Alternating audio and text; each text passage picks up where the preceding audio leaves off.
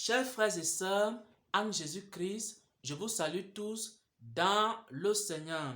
Je partage en ce jour un enseignement qui parle de libéralité, un enseignement qui définit la libéralité et un enseignement qui explique comment savoir que le Seigneur Jésus a accepté notre libéralité. Parce que lorsqu'on donne, c'est à Jésus qu'on donne. On donne à Jésus à travers ses serviteurs. On donne à Jésus à travers les ministères. On donne à Jésus à travers l'Église. On donne à Jésus à travers les nécessiteux. On donne à Jésus à travers les veuves et les orphelins. Et comment savoir que Jésus a accepté notre offrande? Comment savoir que Jésus a accepté notre libéralité? Et la libéralité elle-même est définie comme une offrande qu'on fait par amour, une offrande qu'on fait par compassion, une offrande qu'on donne avec de bonnes intentions et avec des bonnes motivations. Si par exemple, dans une église, tu donnes une offrande pour être nommé dans cette église-là, ce n'est pas une libéralité parce que tu attends quelque chose en retour.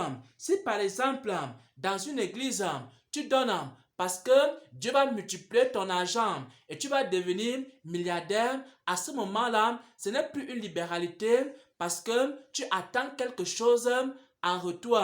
Mais si tu donnes avec de bonnes intentions, si tu donnes avec de bonnes motivations, alors c'est une libéralité que tu as eu à donner. Et maintenant, Jésus prend toutes les libéralités. Lorsque tu donnes avec amour, lorsque tu donnes avec compassion, lorsque tu donnes avec de bonnes intentions, Jésus prend ta libéralité. Et maintenant, la question est de savoir comment est-ce que je peux savoir que Jésus a pris ma libéralité. On va lire ici un passage des Saintes Écritures. On va lire 2 Corinthiens 9 à partir du verset 5. 2 Corinthiens 9 à partir du verset 5. Il est écrit: J'ai donc jugé nécessaire d'inviter les frères à se rendre auparavant chez vous et à s'occuper de votre libéralité, déjà promise, afin qu'elle soit prête, de manière à être une libéralité et non un acte d'avarice. Il y a dans l'église primitive les apôtres qui étaient en train d'enseigner les libéralités. Et l'apôtre Paul enseigne ici la libéralité aux chrétiens. Il a dit que lorsqu'ils doivent donner, il faut qu'ils donnent avec libéralité, c'est-à-dire avec de bonnes motivations, c'est-à-dire avec de bonnes intentions, c'est-à-dire avec de bonnes dispositions de cœur. Et que ce ne soit pas un acte d'avarice, qu'ils ne soient pas en train de donner parce qu'ils veulent être seulement riches sur la terre, mais qu'ils donnent avec amour, mais qu'ils donnent avec compassion. Et cela sera agréable au Seigneur. Et le Seigneur Jésus va prendre cette offrande. Jésus ne prend pas toutes les offrandes, frères et sœurs en Christ. Jésus ne prend pas toutes les offrandes. Il y a des offrandes que vous faites dans les églises. Jésus ne prend pas parce que vous avez donné cette offrande-là avec de mauvaises intentions. Vous avez donné l'offrande pour provoquer les gens. Vous avez donné des offrandes pour être vu. Vous avez donné des offrandes parce que vous voulez être nommé. Vous avez donné des offrandes parce que vous voulez des postes de responsabilité. Vous avez donné des offrandes pour une raison qui n'était pas bonne. Et le Seigneur Jésus ne peut pas prendre cette offrande-là. Mais maintenant, si vous donnez des offrandes avec libéralité, alors le Seigneur Jésus va prendre cette offrande.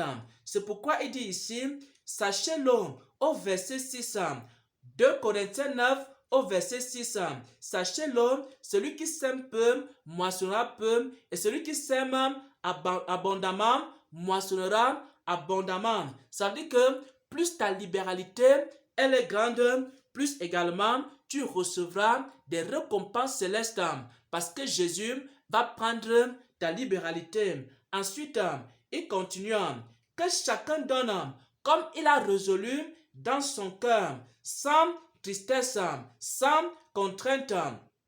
Car Dieu aime celui qui donne avec joie. Lorsque tu donnes avec joie, alors ça veut dire que le Seigneur a accepté ta libéralité. Pour ceux qui ont l'habitude de donner, vous allez vous rendre compte que lorsque tu as donné une bonne libéralité, alors le Seigneur va mettre dans ton cœur la joie. Pour ceux qui ont l'habitude de donner, vous allez vous rendre compte que lorsque vous avez fait une libéralité avec des bonnes intentions, Dieu va répandre dans votre cœur la joie. Dieu va répandre dans votre cœur la paix. Dieu va répandre dans votre cœur dans une grande paix, une très grande joie. Cette paix et cette joie-là sont le signe que Dieu a accepté votre libéralité. Si tu donnes une offrande et tu es triste, alors Dieu n'a pas accepté ton offrande. Si tu donnes une offrande et tu commences à regretter, j'ai donné 500 000 à telle personne, j'ai donné 200 000 à telle nécessité, j'ai donné par exemple ceci ou cela à telle église, je regrette ce que j'ai donné, j'aurais même pas dû donner, et tu commences à pleurer après avoir donné à des veuves, à des orphelins. Si tu pleures, alors ton offrande là n'était pas une libéralité. Ça veut dire que Dieu n'a pas accepté ton offrande. Si tu donnes en murmurant, ça veut dire que ton offrande là n'était pas une libéralité. Dieu n'a pas accepté ton offrande. Mais si après avoir donné, tu ressens dans ton cœur une grande joie, si après avoir donné, tu ressens dans ton cœur une grande paix, si après avoir donné, tu ressens dans ton cœur une grande allégresse, tu ressens dans ton cœur que le Saint-Esprit est content, alors Dieu a accepté ton offrande. Dieu a accepté ton offrande. Dieu a accepté ton offrande. Et parce que Dieu a accepté ton offrande, alors une récompense t'attend au ciel pour ta libéralité. C'est pourquoi, chers frères et sœurs en Christ, il ne suffit pas seulement de donner. Il faut que tu donnes quelque chose que Dieu va accepter. Il ne suffit pas seulement de donner. Il ne suffit pas seulement de donner. Que ce soit de l'argent, que ce soit des biens matériels, que ce soit un terrain, que ce soit n'importe quoi que tu donnes. Il ne suffit pas seulement de donner. Il faut donner de telle manière que le ciel puisse accepter ton offrande. Il faut donner de telle manière que le ciel puisse accepter ton don. Et pour que le ciel accepte ton don, il faut que les motivations de ton cœur soient de bonnes motivations. Il faut d'abord préparer ton cœur pour que la chose que tu vas donner soit acceptée par Dieu. Et le signe et la preuve que ton don a été accepté par Dieu. Si après avoir donné, tu ressens la joie dans ton cœur. Si après avoir donné, tu ressens la paix dans ton cœur. Si après avoir donné, tu ressens une grande joie, une grande paix, alors ça veut dire que Dieu a accepté ton offrande. Dieu a accepté ta libéralité. Parce que Dieu aime celui qui donne avec joie. Au nom de notre Seigneur et Sauveur Jésus-Christ, j'ai partagé cette parole. Le signe que Dieu a accepté ton offrande. Pour que Dieu accepte ton offrande, il faut d'abord que ce soit une offrande faite avec des bonnes intentions et des bonnes motivations. Et ensuite, lorsque tu as donné selon Dieu avec des bonnes intentions, alors Dieu va confirmer cela dans ton cœur, en remplissant ton cœur de joie, en remplissant ton cœur de paix. Alors tu sauras que ton offrande a été acceptée par le ciel. Mais si après avoir donné, tu commences à être en colère, si après avoir donné, tu commences à murmurer, si après avoir donné, tu commences à regretter, alors ça veut dire que Dieu n'a pas accepté ton offrande.